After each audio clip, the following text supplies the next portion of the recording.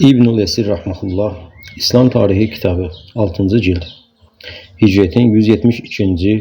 miladi 788-789. yıl olayları.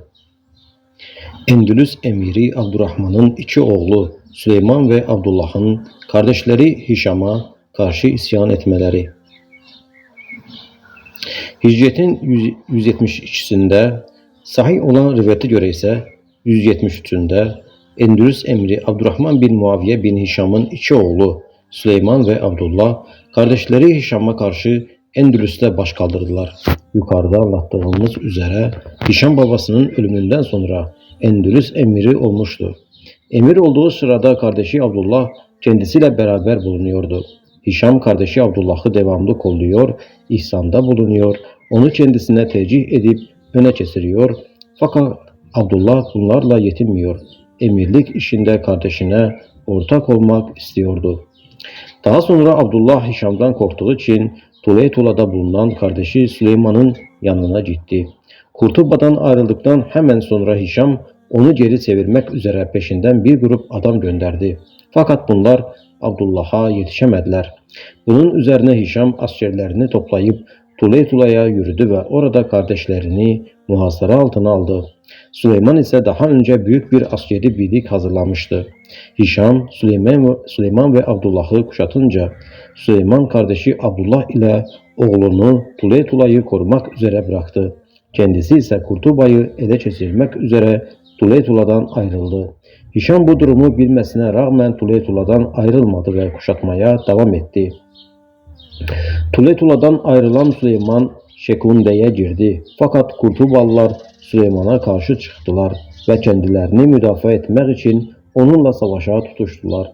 Hişam sonra bir bölük askerle oğlu Umeyd el-Melik'i Süleyman'ın peşinden gönderdi. Umeyd el-Melik'in yaklaştığını gören Süleyman, Maride şehri tarafına gitmek üzere oradan uzaklaştı. Bu defa Maride'de bulunan Hişam'ın valisi Süleyman'a karşı koydu ve yapılan bir savaş neticesinde Süleyman hezimete uğradı.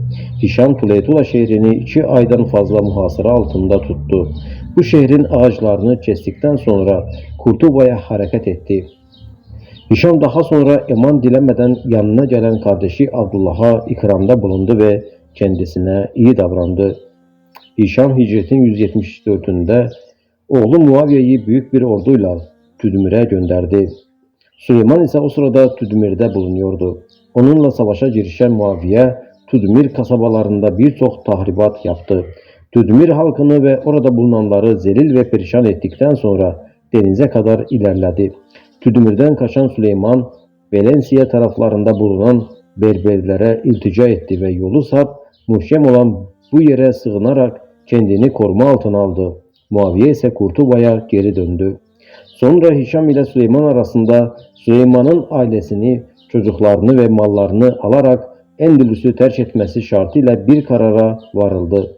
Ayrıca Hişam kardeşi Süleyman'a sülh gereği babası Abdurrahman'ın terekesinden 60.000 dinar verdi. Bundan sonra Süleyman Berberler ülkesine gitti ve hayatını orada sürdürdü. Bir grup kişinin Hişam'a isyan etmeleri.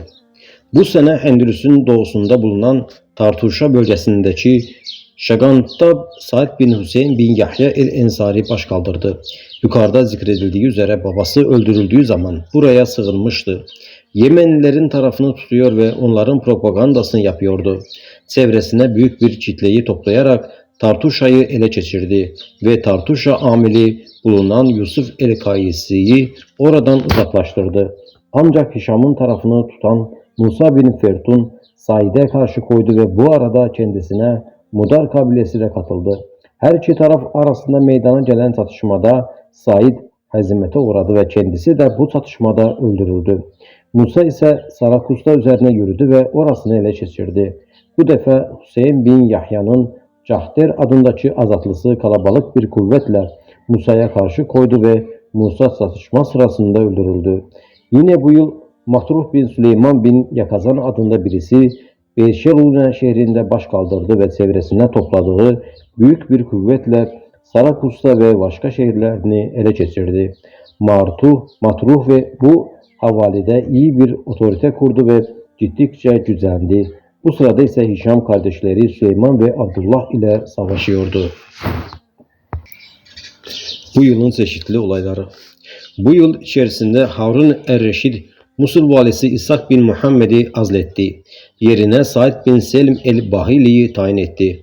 Ayrıca Ermenistan valisi bulunan ve Man bin Zaide'nin kardeşinin oğlu olan Yezid bin Mezyed bin Zaide'yi azletti. Yerine kendi kardeşi olan Ubeydullah bin Mehdi'yi atadı. Bu yıl yaz seferine İshak bin Süleyman bin Ali çıktı. Yine bu yılda Harun daha önce Sevat, Basra ile Küfe arasındaki yerleri halkından nısıf ne yani yarım olarak alınan verginin üzerine öşrü koydu. Bu yıl hac işlerini Yakup bin Mansur idare etti. Abdülmelik'in kardeşi Fadıl bin Salih bin Ali bin Abdullah bin Abbas ile İbn Ebi Atik'in azatlısı Süleyman bin Bilal bu yıl vefat etmişlerdir. Duası makbul bir zat olan Zahid Ebu Yezid Riyah bin Yezid el-Lahmi de bu yıl Kayravan şehrinde vefat etmiştir.